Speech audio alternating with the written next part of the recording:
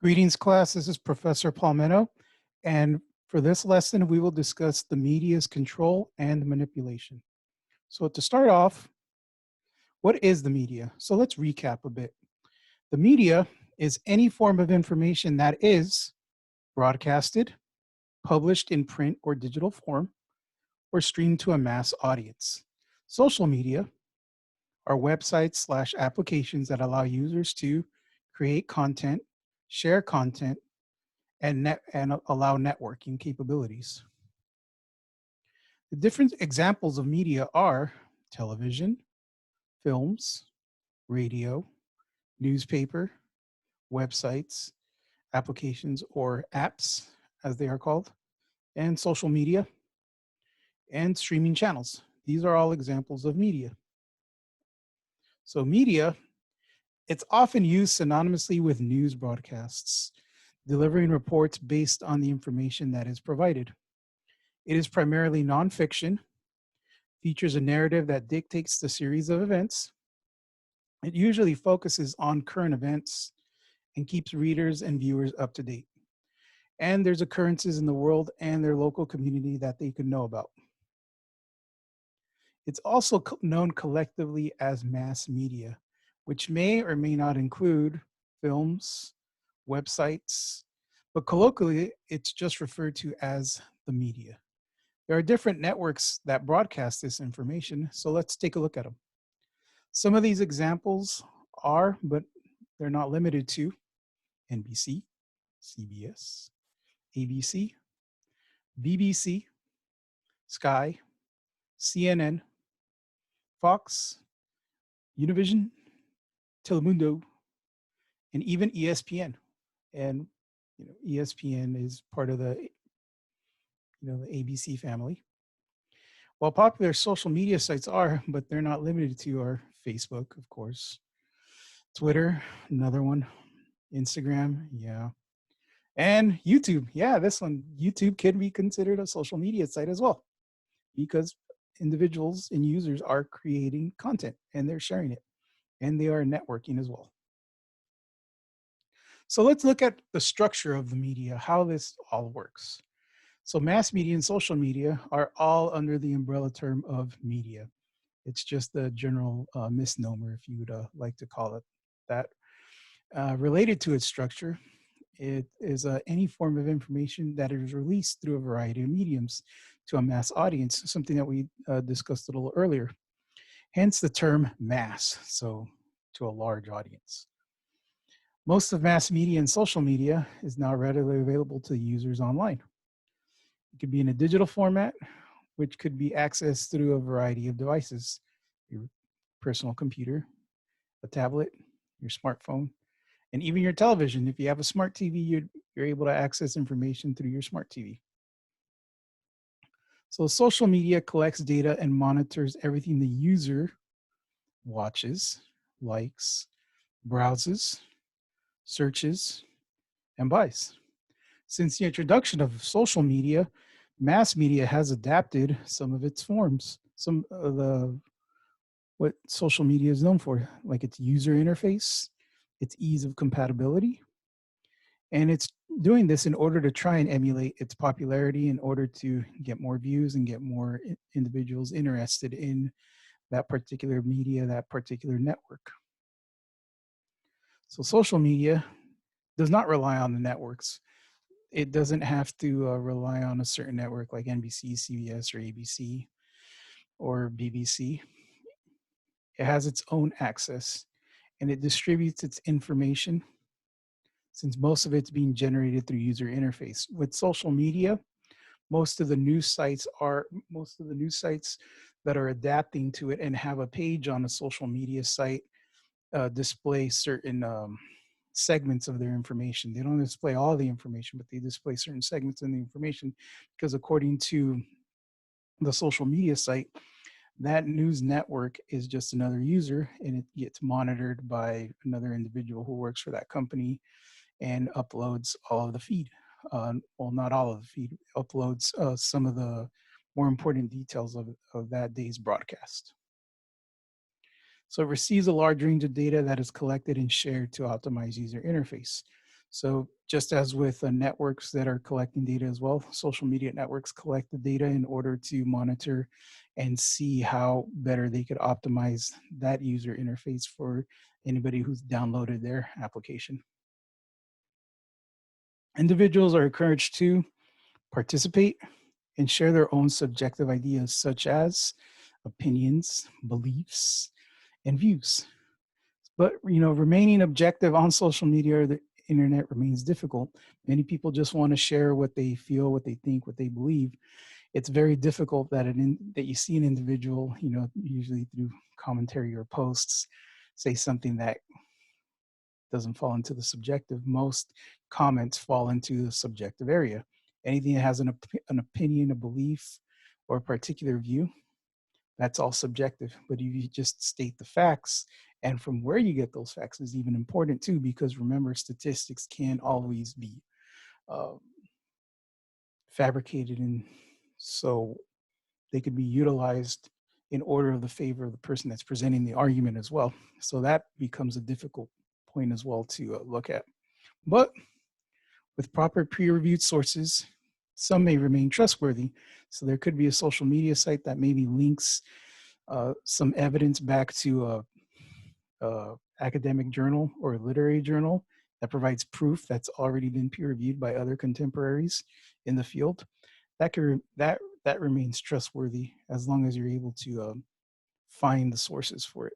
But just somebody just randomly shouting something in the comments area, that's probably not going to be very trustworthy.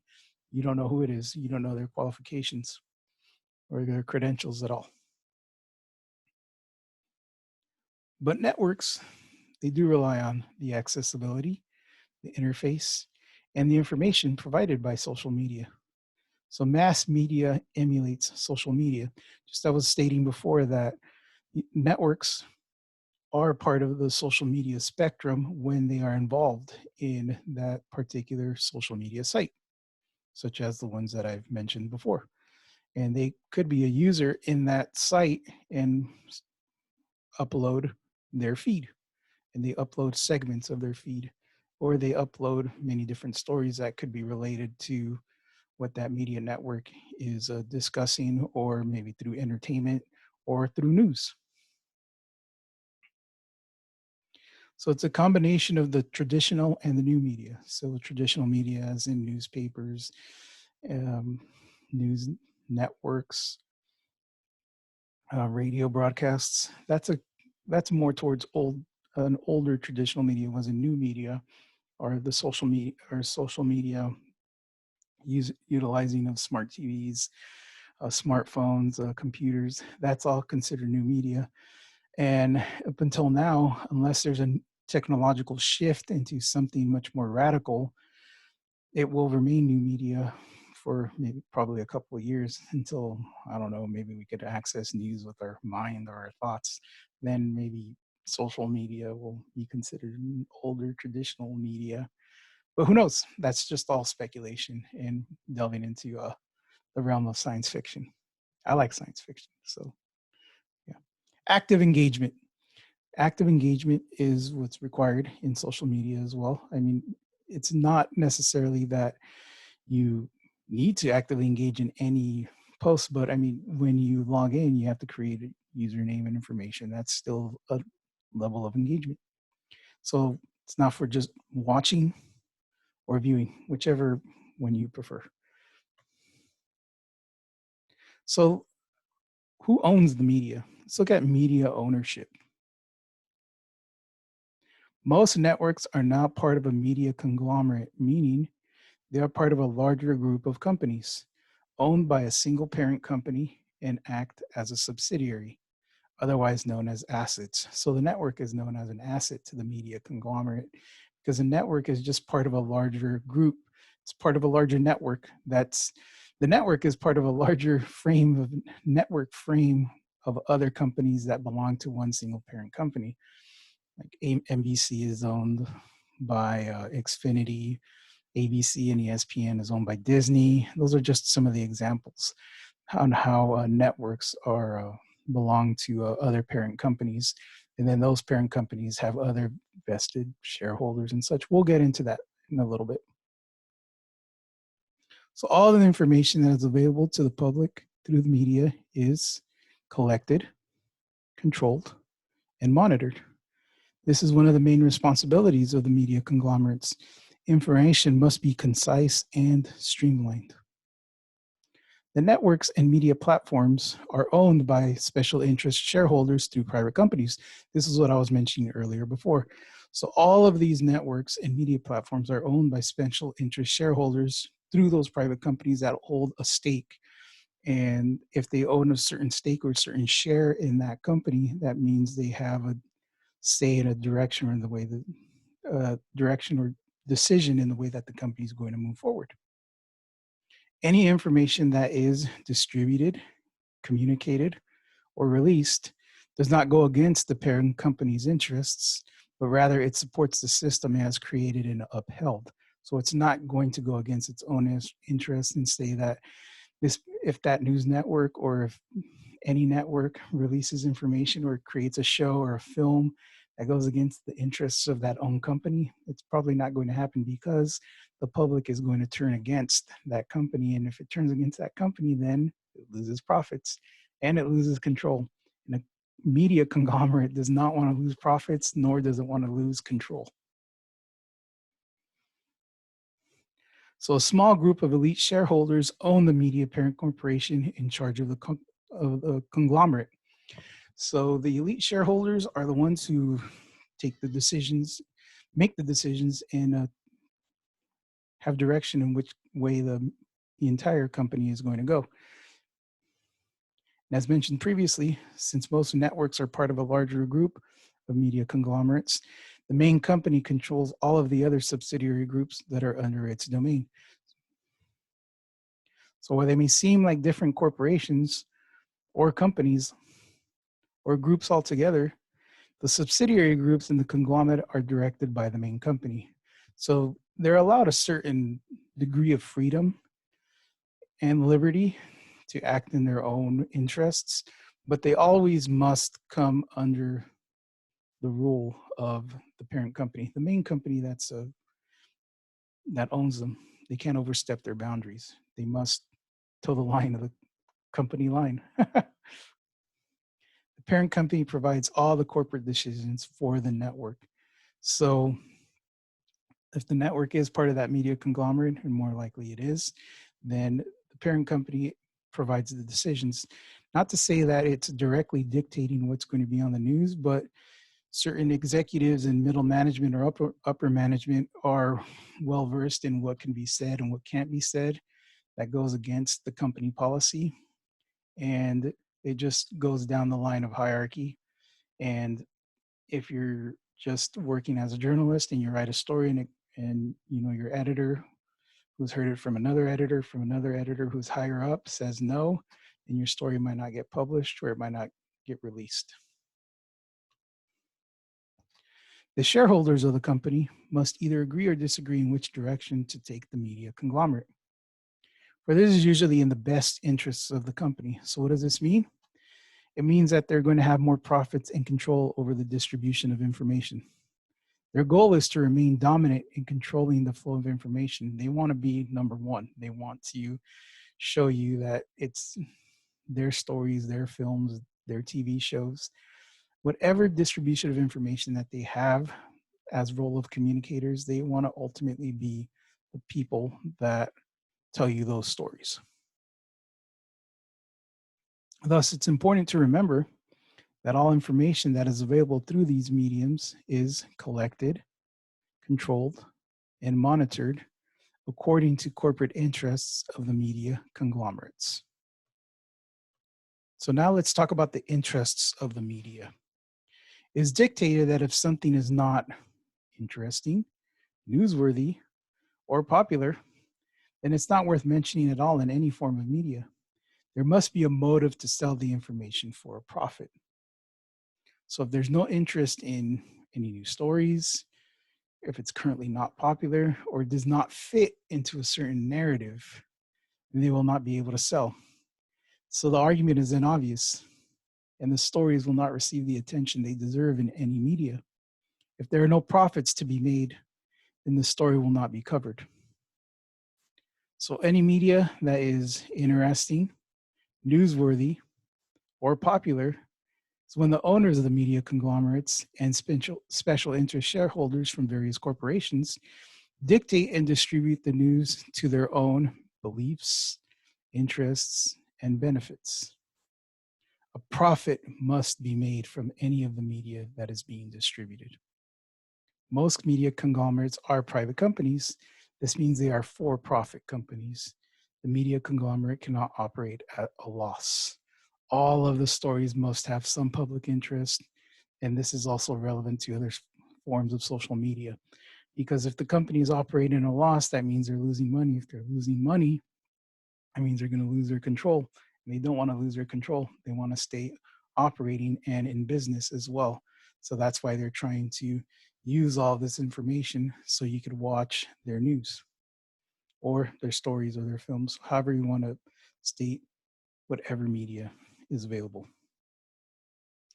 And there's an assumption that this is what people want. The corporations conduct research studies and monitor the profits on which media returned profits and performed well. In contrast with content that does not fare well with the audience, even if it does have a small audience with a dictated following. Information is thus treated as a commodity to be bought and sold. So it doesn't matter if their information is important or not, it's as long as it's being able to sell. Of course, there has to be some degree of importance if people are tuning in and are requesting that news. So even if it is important or to a minority of groups, such as news or shows, if it's not returning the profit and if it's costing the company money, and the losses are cut. Because if it's an important story, but it's not going within but it does not go with the interests of that media conglomerate, it goes against their interests. That means they will lose money because they will lose the trust of the public. If the public loses trust in that company, then they will stop utilizing their products. They will stop watching their shows. They will stop. And if they stop, that means they lose profit and revenue. And if they lose profit and revenue, that means they lose control. If they lose control, they are out of business. And if they're out of business, there's no way they could utilize this information to influence you any further. And they will get their news from somebody else. And they'll get their films from somebody else. They'll get their TV shows from somebody else. There's always somebody else willing to take up that spot. And usually when a company, media conglomerate, is this large and it fails, it's usually bought out by another media conglomerate. I mean, before there was over 50 different companies, 50 different networks that were available that were all controlled. Now there's probably about 6. Yeah, because they just keep being bought and sold. That way they just create a bigger and larger media conglomerate. If the audience is uninformed about a particular event or a subject, and they rely on only one type of outlet to receive their information, the audience is much more susceptible to believe what they hear and see without inquiring about further research. So they want to be the only source of media, the only source of information you have, so you can rely on what they say. If you rely on what they say, they're able to shape the way that you see that world, the way you see everything around you. So let's look at the distribution of information from the media. How information is distributed. As for the distribution of information, how we receive information and why we receive information depends on who is willing to distribute it and if there is any profit. Remember, profit is what's important when you're distributing information through the media. So it is in the best interests of those responsible for the distribution of information to make the individuals believe what they are seeing and what they are reading, usually from the internet. Most people just get their information from the internet now or television. There's still newspapers that operate, but many people would rather get their newspaper in digital form and they get it delivered directly just to their phone as opposed to just getting a regular newspaper out in their front porch or going and buying a newspaper. So they can remain vested in their source of information instead of looking somewhere else. They want to remain their single and sole provider of information. They may say, "Oh, free press, free market. You could go look at others." Really, what companies just want is to say, "Look how everybody else operates. You probably don't like that. Come back to us. We'll really tell you the truth, or we'll really give you the stories that you like. We'll really show you the films that you like, the TV shows that you like. This is where you'll find our value and our entertainment for you." So whoever's in charge of the collection, control, and monitoring is in charge of shaping the way individuals not only see the world, but how they see those who are in charge, and most importantly, how the audience see themselves in the world. This is really, really crucial to understand because the information that we take in and that we see is reflected on how we see the world, how we see those who are in charge, meaning not only in positions of power, but also who's your boss, how you see your family, how you see education. Usually, when you step into your job, you usually have to have some form of respect or some level of respect for the customers around you, but more importantly, for the person who's in charge, which is your boss, your manager. It can be a store manager, a district manager, the regional manager.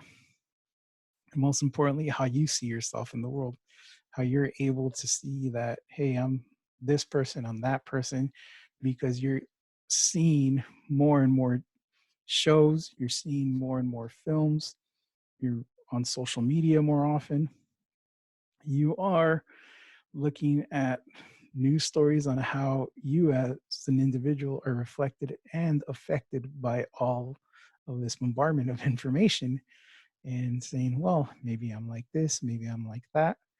This was briefly mentioned at the very end of the previous lecture where you try to find your identity. Well, this is the same way. This is just following up on that concept.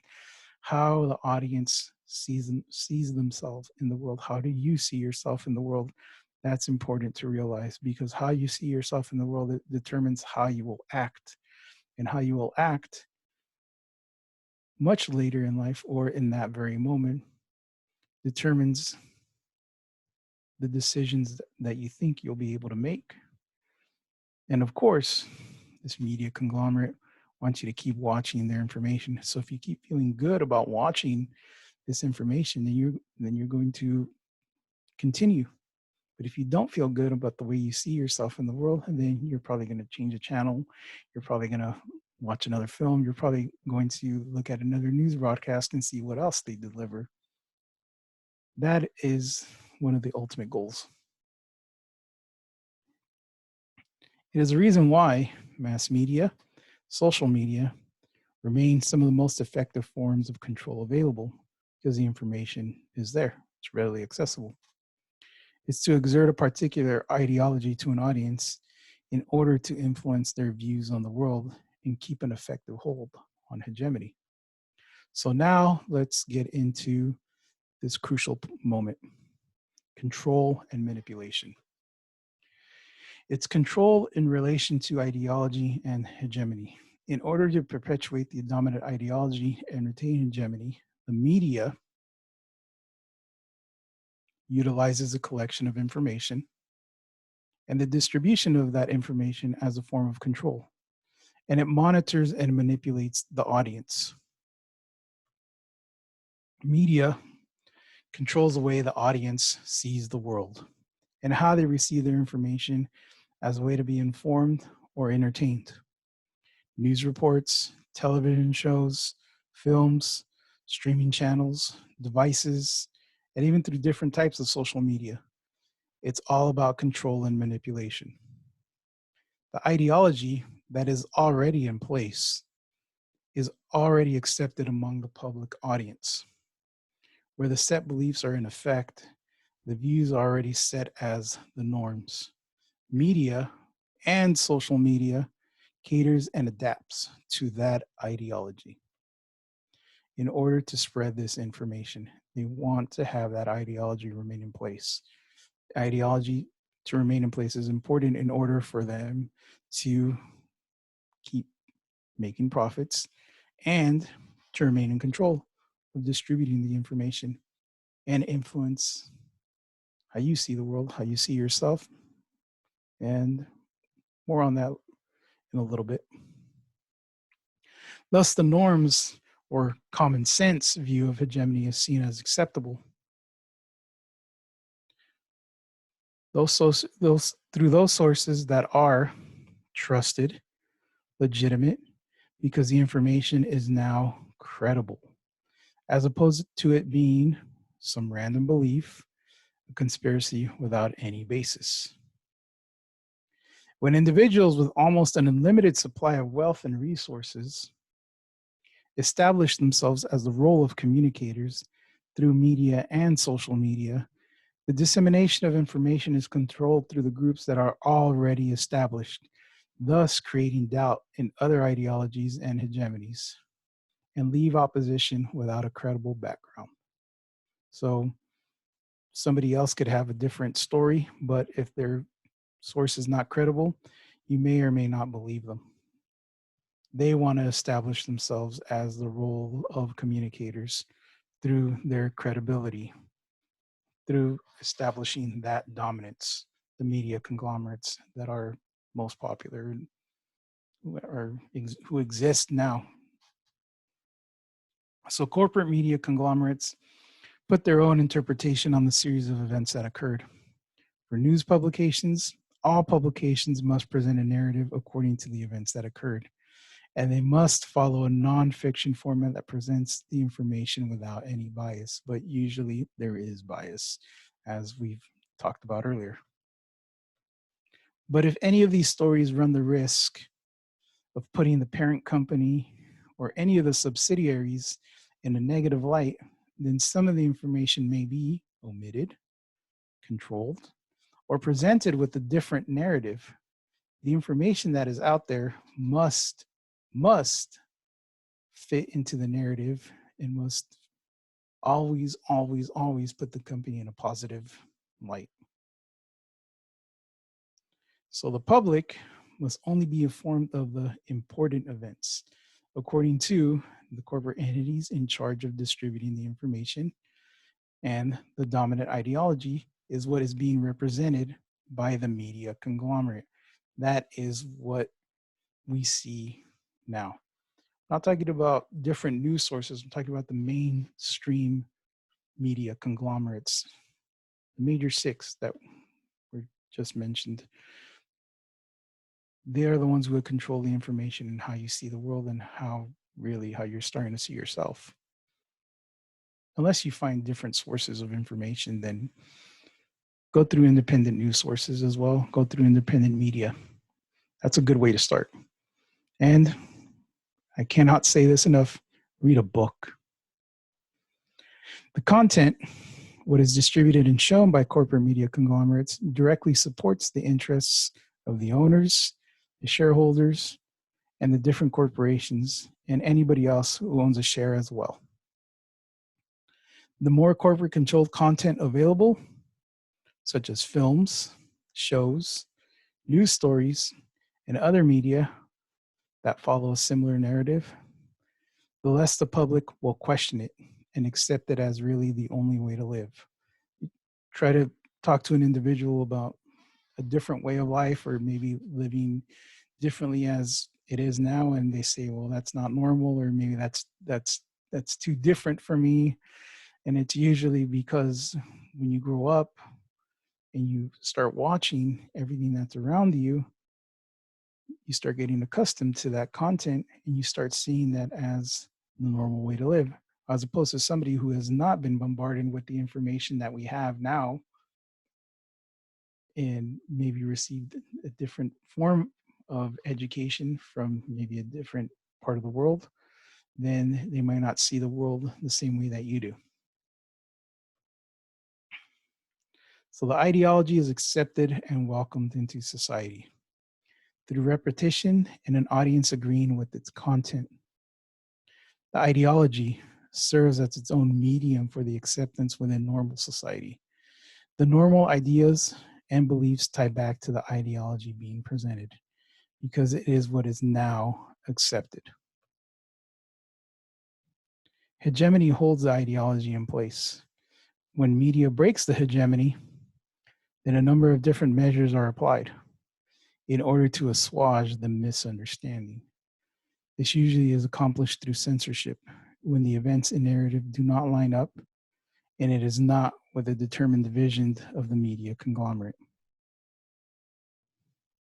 The less we know, the better it is for those who control the flow of information to inform us about the world and what is necessary and crucial for us to believe. This is how our worldview is shaped to establish dominance and retain it as well. Because if you are in charge of that distribution of information and how you control that information and how it reaches the audience, it controls the way you think and it manipulates you. So remember to not believe everything you see on the media or social media, and remember to do your research. And of course, and I cannot mention this enough, just go out and read a book. Thanks for joining me in this lesson.